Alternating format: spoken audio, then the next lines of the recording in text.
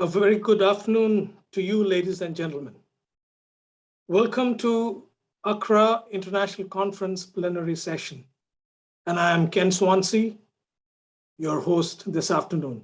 The title of this plenary is Building a Community of Qualitative Researchers in Asia.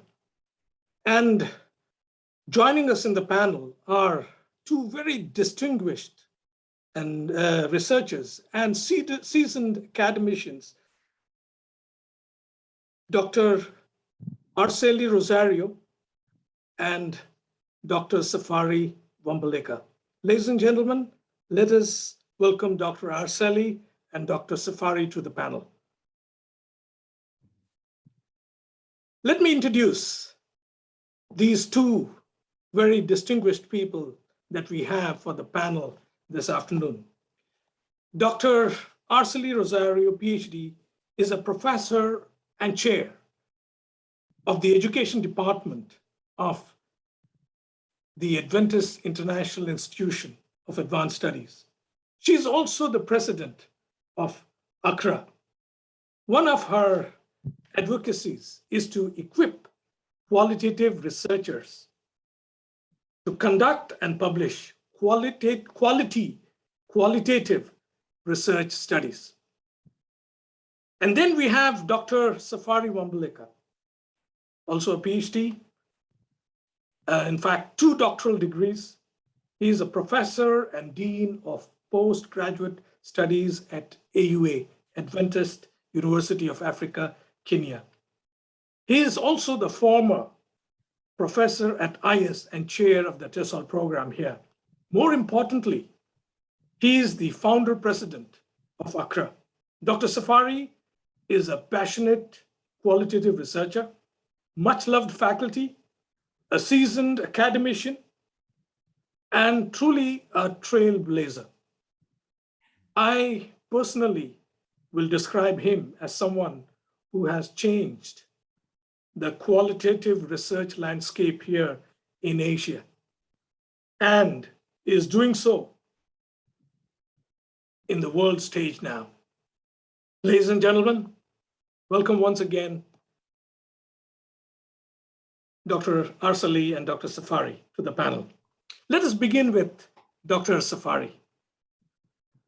Dr. Safari, very warm personal greetings to you. Greetings, Dr. Swansea. Good to see you.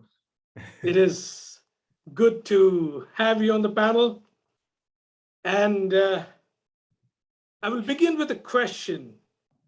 How did this dream to organize Asian Qualitative Research Association, AQRA, come about? How was this vision captured and materialized? Thank you, Dr. Swansea, and good afternoon, good morning, good evening, depending on where people are. It is a great pleasure for me to be with you. I've attended a few sessions and it's been a great pleasure, an inspiration, excitement, and it is part of my answer to this first question. How did this come to be? It's a long story and I'll tell just a short version. Back in 2013-14, I started receiving a lot of calls to speak about qualitative research.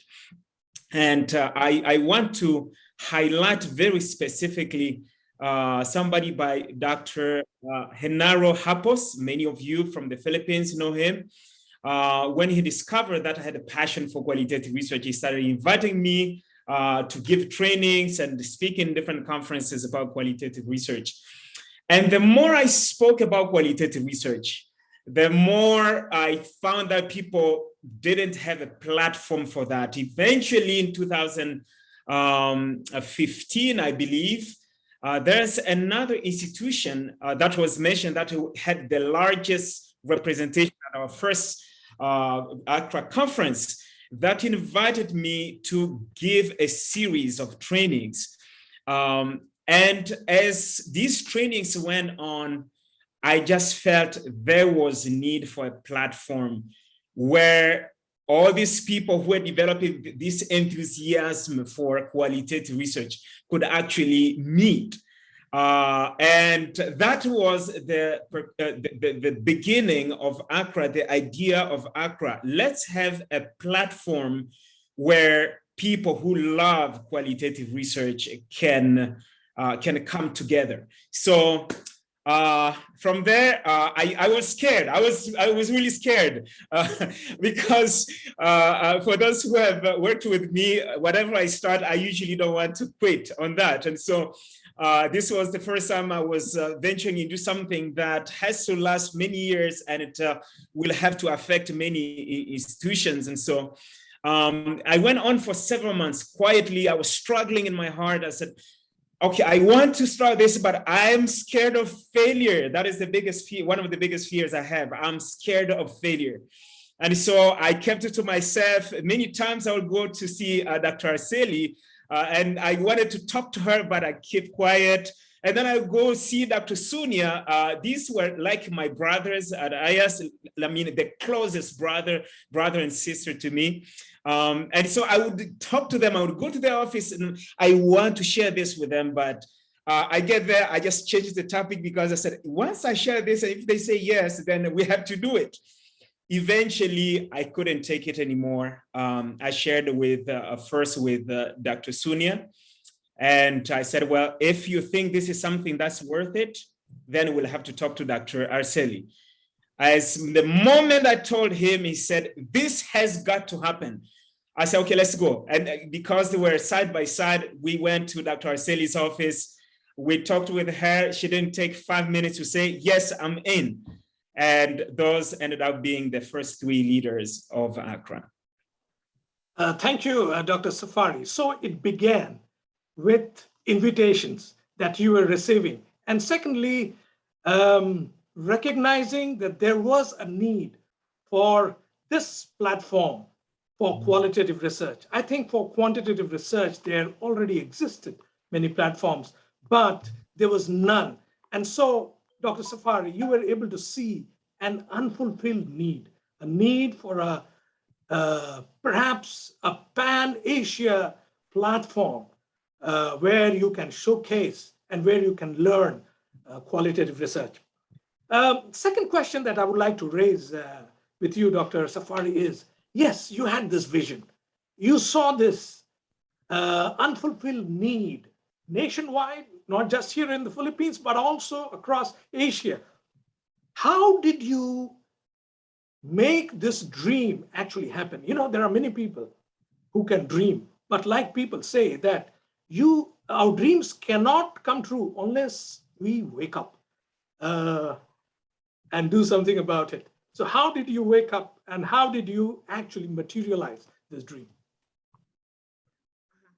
I think Dr. Safari is lost. Yes, Dr. Arceli, he told me, yes. He told me he had this may happen. So I would like to answer that. I think he started by forming an organization. There must be, I believe, for every dream, there must be a structure where you can anchor your dream.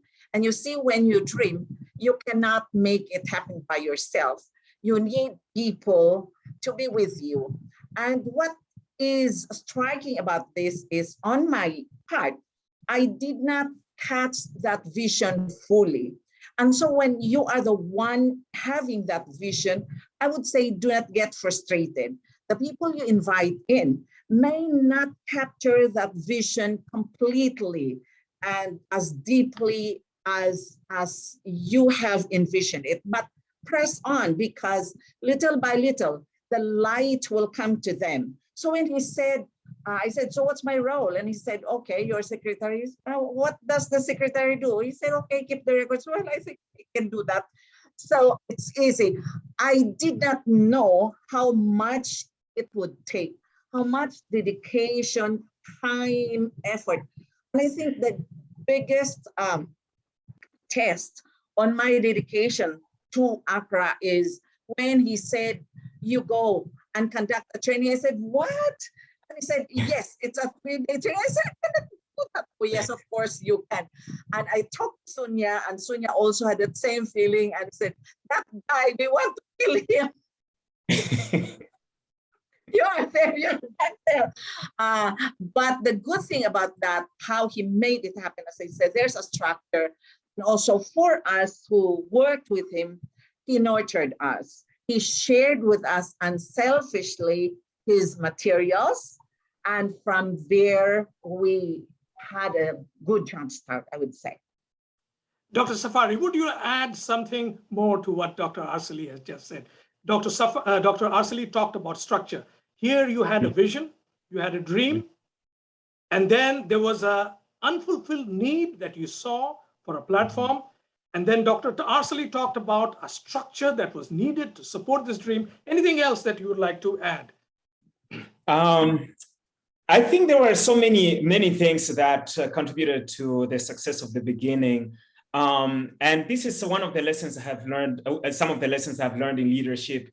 When you have a new dream, first of all, you have to strongly believe in it, that you are willing to sacrifice so much for it. I knew that it was not going to be easy.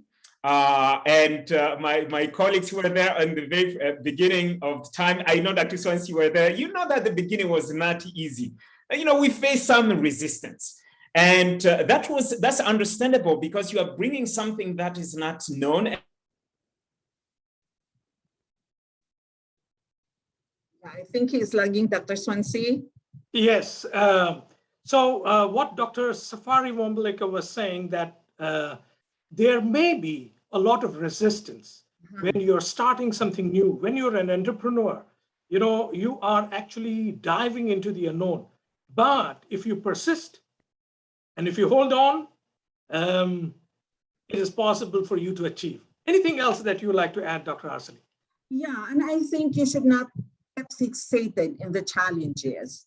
You should be, your heart and your mind should transcend the challenges, and you should understand that people resist, not because they do not like your dream, but because, you know, that newness brings the discomfort, brings questions, and you should be ready to accommodate it. You do not fight people who are against you, but you show that this is something that is worth, and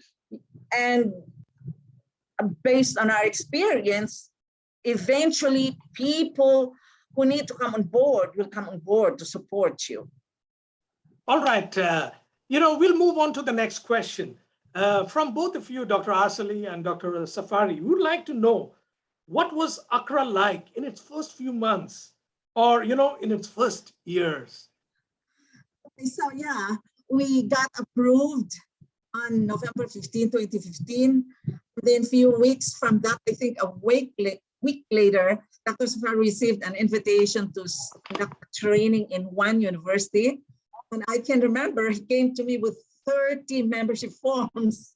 So those were our first membership. And perhaps Dr. Safari can speak some more what happened after that, how he ambition. We were born November 15, and he told Sunya and me, we are going to hold the first AQRA conference in April, and that left us only 4 months to, no, how many? Yeah, like 5 months to go. So let's hear from Dr. Safari. Thank you so much. I'm sorry that my internet for some reason is unstable. If I get disconnected again, I will have to switch to another system. Yes, that was November 17 or November 18. I was invited to speak at Technological University of the Philippines in Manila.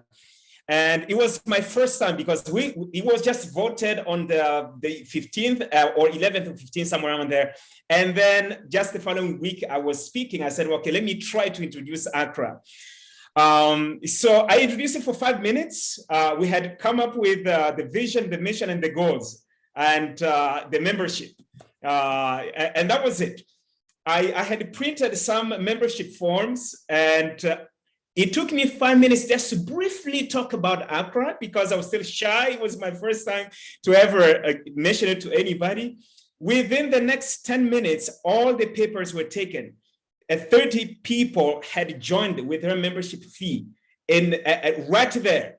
I could not believe it because, you know, I was still shy, just like when you have something new, you're still shy, you're not comfortable to share it. You don't think people are going to even open up for that. But all the membership forms I had printed, they were all wiped out.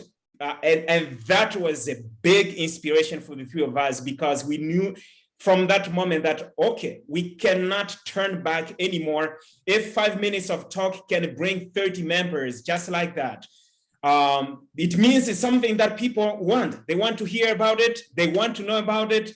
Let's go. We cannot turn back because now we have people as a membership fee. Let's work on this and make it happen.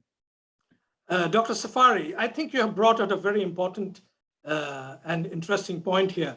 Once you have the vision, once you have the dream, you create structures, you overcome resistance, you get yourself incorporated, and then you start networking. And networking through, perhaps accepting invitations to universities, inviting members, and that is how this community of scholars, this community of qualitative researcher had its beginning. Now, the next question that I want to ask you is, after 6 years, as we pause on this 6th AQRA International Conference, can you say that AQRA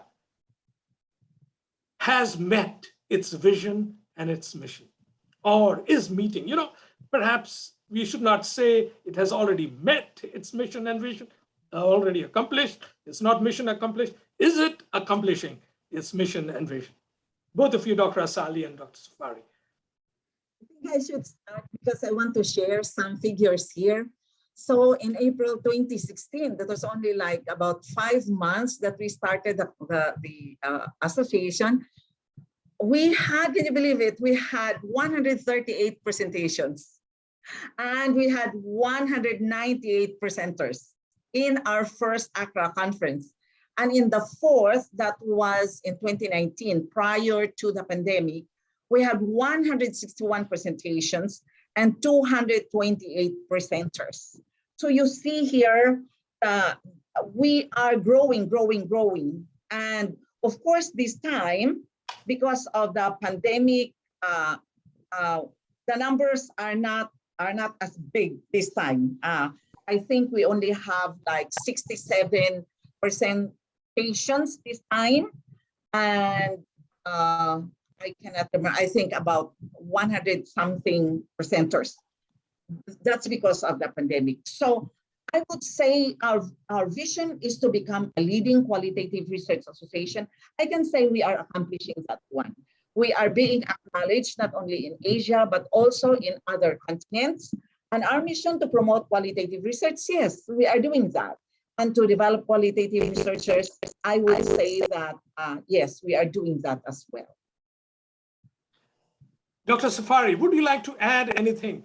As the vision of being a platform, in your just third conference, you had 228 presenters. That's a huge platform that you give to presenters, researchers from all over the world virtually to showcase their presentation. That itself is an affirmation that a platform for qualitative research was being created. Yes, Dr. Safari. Yes, I wouldn't say that we have accomplished, but we are accomplishing our vision to be the leading qualitative research association in Asia and beyond. And this is really what is happening today is exactly or even more than what I had expected. Have we met that? Now we can stop? No. A vision is something that lives on. It's something that it has to stay. If Jesus hasn't come back yet, it has to go on even after I'm no longer around. because we want to continuously be the leading qualitative research association. A lot of the things that we had planned, all the 5 goals, I revisited them as the video was playing. We are definitely on target for that. But can we do better? Yes. And more qualitative research organizations are now coming up. We are seeing some, we are connecting with them around Asia and even Europe now, and I think very soon also in Africa. And these will also try to become the leading association. And so as they try to be the leading, we will only continue to try to be also the leading, and therefore we'll always try to be better than the year before. And to see 528 people right now on this platform coming from several countries, it shows that indeed AQRA is on track for what it stands for. You know, come COVID-19 pandemic, has it affected AQRA, or has it been in some way a blessing in disguise? Both of you, Dr. Arsali and Dr. Wa-Mbaleka. Dr. Arsali first. At first, we thought, wow, this is unfavorable for us, because when the pandemic was declared, we were ready for the 5th AQRA conference.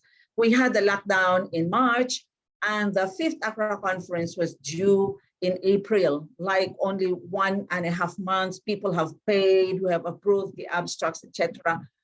And so we had to return the money. But, you know, we took that opportunity, and starting May 2020 until July 2021, we ran a series of AQRA virtual events. We had a colloquia series, and also we had conferences. For the colloquia, that was the venue where we had discussion with experts from different parts of the world regarding qualitative methodology. And for the virtual conferences, that was a platform where those who wanted to present in the 5th AQRA International Conference but could not because we postponed, that was the platform that they could present. And we also invited others, especially those who conducted studies using new designs. For example, autoethnography, ethnography. Yes, the COVID-19 pandemic proved to be a blessing. Although AQRA members say something is missing, we want that synergy that comes from being together in a conference. You know, when we come together for an AQRA conference, it's like coming to a cousin's wedding. It's like you just reconnect immediately, and so you are, oh, you're here, you know, that kind of connectedness. And we are somehow, in a way, missing that in this platform. But as we say, we adapt to whatever we have and be thankful about that.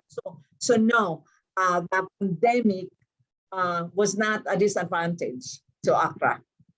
Thank you, Dr. Arsali. You know, it is so reassuring to hear that the pandemic did not kill the community of scholars, community of qualitative researchers. Rather, it has strengthened by creating new avenues, bringing in new research designs, you know, how you would conduct qualitative research online. And also, although we missed the personal touch, you know, the international conferences of AQRA were more like a fiesta, in the sense an academic fiesta where people met together, we had fun, and it was, although we missed that, but the community of scholars has kept growing. All right, let's move on to another important question, Dr. Arsali and Dr. Wa-Mbaleka. Dr. Wa-Mbaleka, what would you consider as AQRA's greatest achievement? And Dr. Arsali could also contribute that. Oh, wow. I think, and again, I apologize for this internet. This is never like this. I don't understand what is happening around here. I think the greatest achievement is to have a platform that is unique. And I think this is one of the strengths of AQRA, that you have a platform where you are respected. It doesn't matter what level of learning or expertise you have, whether you are to level 1, level 0, or level 5, we try to treat each other equally and with respect.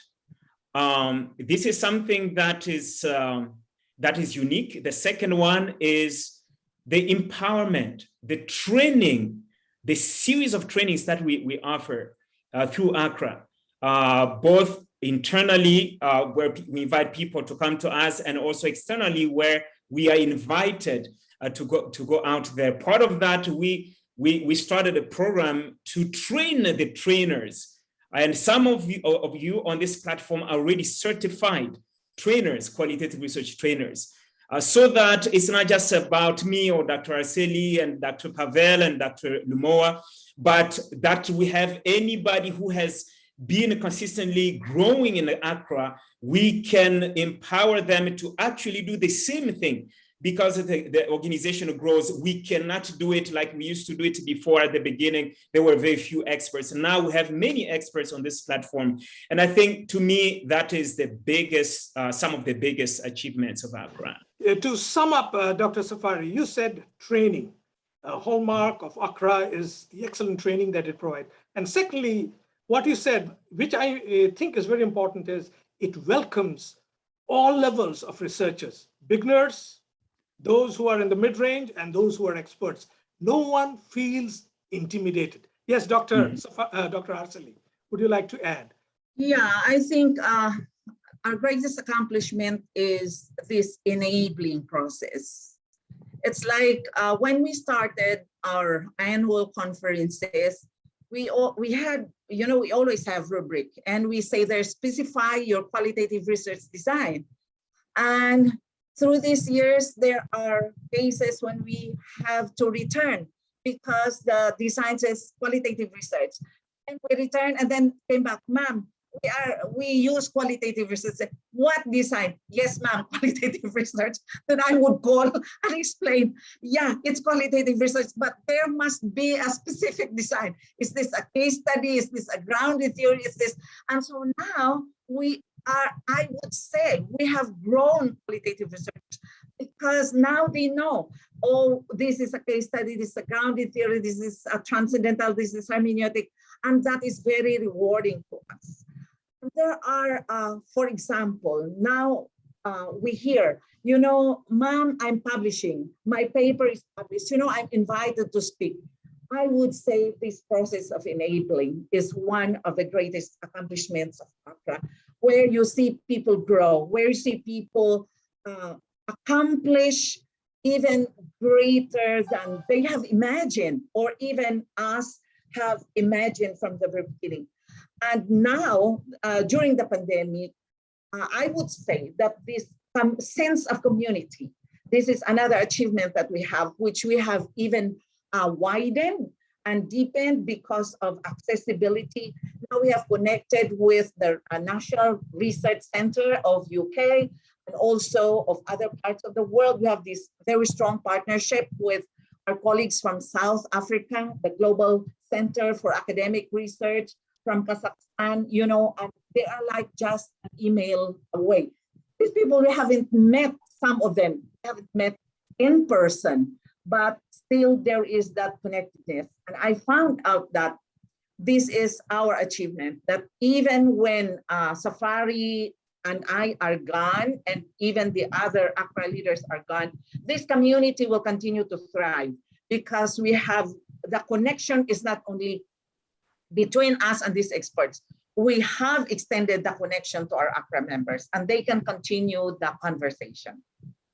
Thank you, Dr. Arceli, in trying to communicate one of the greatest achievements of AQRA, which is empowering budding researchers to reach that height of excellence. As someone who has been connected with AQRA, and yet I'm not part of the the governing body, But one unique thing that I see, which in my opinion is a great achievement of AQRA, is that AQRA has been able to create a community of qualitative researchers. And it has created, in my words, an ecosystem, training people to do qualitative research, providing a platform to learn and to be mentored. Thirdly, helping people write and publish. And then lastly, returning to train others, to become trainers themselves. It is creating an ecosystem, a community of scholars, which, in my opinion, is AQRA's greatest achievement. Now, going a little further. If I may add to that, Dr. Swansea, Dr. because you have just mentioned publication. I remember in 2000, I think it was 2019 or 2018, the very first time we had a number of our papers from our conference published in the qualitative report. For those who are advancing in qualitative research, this is one of the leading or the mother of all qualitative research publication journals in the world. And so when we saw 7 or 8 articles from AQRA being published there, that was very inspiring. And today I want to let everybody know on this platform that a number of people on this platform are part of a big handbook that is going to be published next year by SAGE. And many of the contributors are members of AQRA. I mean, when we started in 2015, we never thought that we would be part of something that SAGE will recognize as worthy of publication. And so we are all growing together. One of the greatest evidence that this is a growing community, Dr. Safari, is, often I look at the website of AQRA and, the Facebook page, and I see researchers who have a problem, a very specific problem, write to the community, to, those that subscribe for the Facebook page. I have this problem, this specific problem, and perhaps, I'm doing phenomenology and I'm doing transcendental phenomenology and I have this problem. And Dr. Arsley replies within a few minutes with some, links and books that a student can use. That is perhaps the most viable and perhaps the strongest evidence that a vibrant community is being developed. Now, one of the final questions that I would like to ask is, how has AQRA built a community of qualitative researchers in Asia and beyond? Dr. Arsley, and then when Dr. Safari comes in, he can respond to that. I think we have mentioned several of these. On our end, we try to be true to our core values, service. So you see, service, what does service mean on our end? That is rendering hours and hours for AQRA without pay and without it being part of our academic load. You see, so it's something extra. And why are we doing that? Because we articulated from the very beginning that that's one of our values, service. Another one is empowerment. Yes, we want to empower people. And the good thing is we were very clear from the very beginning what our values are. So how do you empower? And so we identify that by training, by conferences, by providing review of articles, by providing platform for conversation. We connect people. Students ask us, can you connect us to a mentor? And we do that, that's one of what we are doing. And now we have even upgraded to the level of providing our AQRA members with the opportunity to publish. For example, the SAGE handbook. When this offer came to us, we did not think of any other group. we focus on the AQRA members. And of course, Dr. Swansea, thank you so much for being part of that big group. And you wrote a very important, difficult chapter. And so we can say that we are providing them the platform, but they are also supporting us. And now in turn, as you said, they are supporting others. And the other one is quality. We are committed to quality. We want qualitative research to be done the right way. So our slogan there is, do it right, do it right. Yes.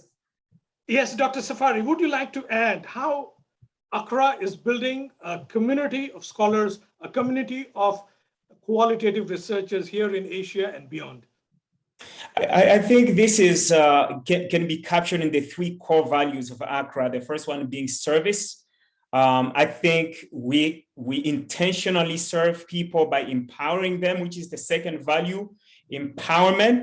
And by empowering people, we are able to get the quality, which is the third core value of AQRA. If we stop empowering people, then even our own community of AQRA family will collapse. I believe that people continue to support us because they embrace these 3 core values: service, empowerment, and quality. And as long as we are driven by these three core values, I believe we'll continue to grow as a community. You know, one important question in this area of building or trying to build a community of qualitative research. One of the hallmarks of a community is a sense of belongingness. How do you create this this loyalty to the association, the pride, and the feeling of togetherness? Let me answer that, Dr. Safari, yes. first. Ahead, I would say even I myself is amazed at that. And I would say that is God's blessing. God blesses us when I think our intentions are pure and we are passionate. We believe in what we are doing.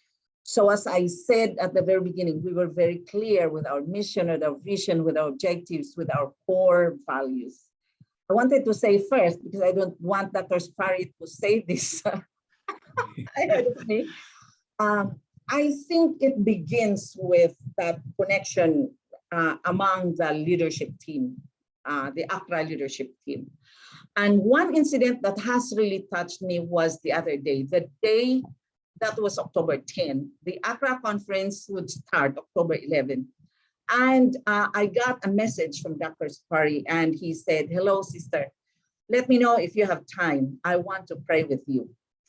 You know, that was very touching, very, very touching, because it shows that he was thinking. He's not here physically, but all the time he's thinking. And he said, "This is the first time that you are doing this conference without me. So how are you doing? How are you? I want to pray with you." That is one incident that shows there are many others, but the cohesiveness of the AQRA leadership team, the support of AYA's administration, the support of AYA's community. And why I stress AYA's community, because I think that charity begins at home. Like, for example, Dr. Swansea, you're part of us, Dr. Prema, Dr. Sam, so many others here. Our students are here to support AQRA. So it begins with what we do at home, and then it extends to the people. And having been with AQRA for about 6 years now, come with one conclusion, Dr. Ken. And you know what that is? That the world is a beautiful place, and it is filled with beautiful people. Amen, amen, amen. One last parting comment from both of you. Where do we go from here? What direction or what path will AQRA take next? Okay, let me speak before I get disconnected again. And I wanted to add to what Dr. Say was saying, is that indeed, AQRA members need to know that we definitely pray for them. And that really makes a big difference. Another difference for people who always want to come back is, again, that humility, that level of mutual respect that we emphasize every single year when we have our conference, that everybody who comes, they feel they are respected, they are valued. It is something that we don't put up because of business. It is something we value, it's something we strongly believe. I believe that is true with Dr. David Lumoa, it is true with Dr. Pavel, it is true with Dr. Graysel and all the others like Dr. Prema, Dr. Swansea, who have been working with us, even the background. And I think the other one is the increasing support of IAS, because I believe today we have more support from IAS than we had at the beginning. And that also helps to ease up things much better. Where do we want to see things happening? I really, personally, I want to continue seeing AQRA making waves around the world. So these connections in Europe, in Africa, in the US, now we are interconnected. I want to see this strengthened, but not only because we know Dr. Anna, who happens to be with us here, or Dr. Costa from South Africa, but because somebody in Kazakhstan, somebody in South Africa, somebody in Canada knows that there is a respectable organization, qualitative organization in the Philippines, in Asia, that is doing a great job, that somebody, someday will decide to fly from Peru, from Brazil, to go and attend our conference in the Philippines. Thank you. Dr. Asali, would you like to add? Yeah, of course, Dr. Safari and I have talked about this one several times. One direction that we want to go is to increase publication opportunities. And we are thinking about having an AQRA journal in the near future. And also increase our connections in all parts of the world. Like, for example, as of now, we are like 42 countries represented by our membership. We are 2,000, almost 2,500, and I believe more because so many have joined us within these past few days. And also, like our conference now is represented by 61 countries. We want to reach some more because I believe in every country of the world, there are scholars who wish to be nurtured. And we want to say, if you need help, we are here. And it's so interesting that we try our very best. Of course, we receive comments like, I have not received response, this and this and this. But just because we want to inform our AQRA community here that we are not a full-time, this is not business. I mean, our secretary is a full-time student. I'm a full-time professor. All of us are full-time. We have our full-time jobs, and we are not salary. We are doing this for free. And whatever money we have, we give out for research grants. We give out for AQRA Heart Award, scholarships, and other forms. So, but we try our best to be very quick in our communication. So even if it's night here, somebody sends a message, how do I do this? I'm having this, I'm stuck with my research. We want to respond because we understand what it is like not to know and having nobody to help. So we want to be part of that solution. We may not be the whole solution, but a little part of the solution to people's problems, especially to qualitative research. Thank you, Dr. Arsali. So looking ahead, we see AQRA having its own academic journal, peer-reviewed, Scopus indexed, and well-reputed journal, and also interlinking with other research bodies, so that once we are part of AQRA, we are linked together with others as well. All right, thank you, Dr. Arsali and Dr. Safari, for a very, very fine interaction.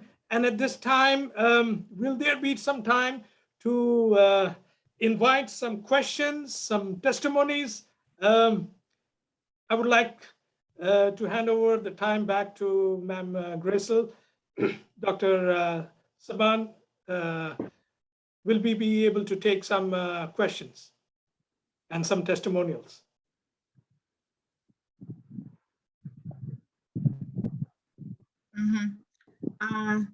Dr. Swansea, I don't know, maybe something is happening there. They are in the other room.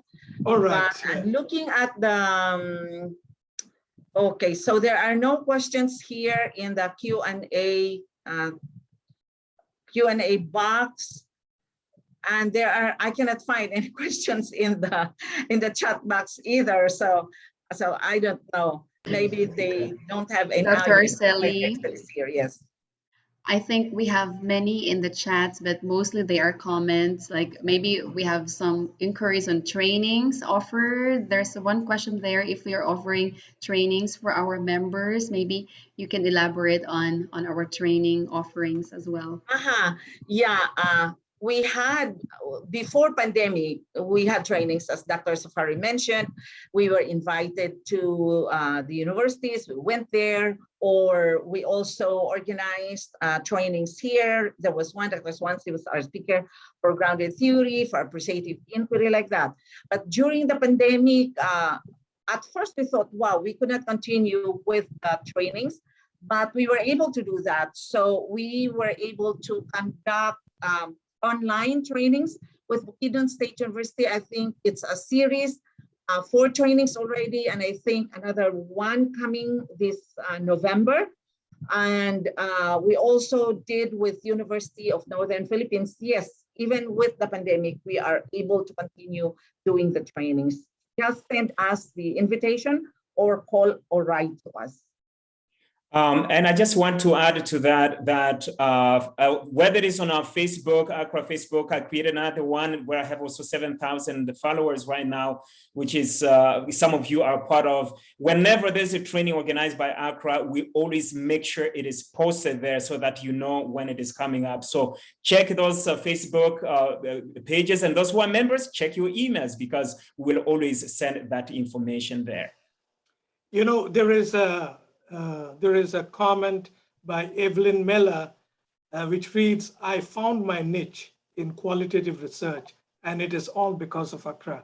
Kudos. You know, what a great testimony when we hear, you know, people finding their niche and crediting that to this platform that has been created. Dr. Kenneth, I think Dr. King Costa raised his hand. Yes, Dr. Costa. Wow, thank you so much. What I would like to do is to really give a testimony. AQRA has benefited us so much here in South Africa. Scholars have found this place to be a home for empowerment, for education, for growth, and a lot of our scholars, some of them here and some of them not here, they've found a lot of confidence in research and research language because of the work that you do. So we want to thank Dr. Safari, the founder, and Dr. Arceli, the current president, and the entire team for the work that you are doing, sharpening scholars all over the world. We are absolutely so grateful for this platform. Thank you so much. Thank you, Dr. Costa. And, you know, I would like to close, it's 3:27, with another comment from Leon Aberion, who says the best thing for AQRA is, the best thing about AQRA is that we continue to journey with all the participants, even after the training. You know, that is one of the greatest, greatest evidences of a vibrant training program and that of a community. Well, with this, is there any last word, Dr. Arceli and Dr. Wa-Mbaleka, that you would like to say? I think I will yield my last word to what Dr. Anna Cohen-Miller has posted there. If she could just read it for us, I think it is inspiring. Hello, yes, sure. Thank you so much. Thank you so much, Dr. Arceli and Dr. Safari, for your incredible and awe-inspiring leadership, service, and commitment. Community.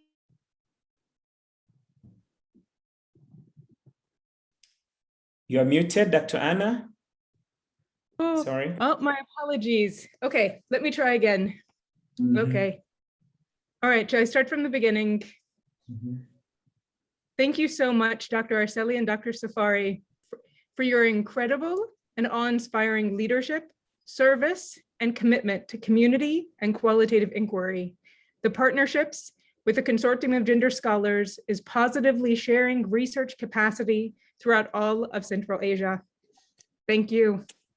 Thank you. Thank you so much. Thank you. And on that note, I would like to hand back to you, Dr. Saban.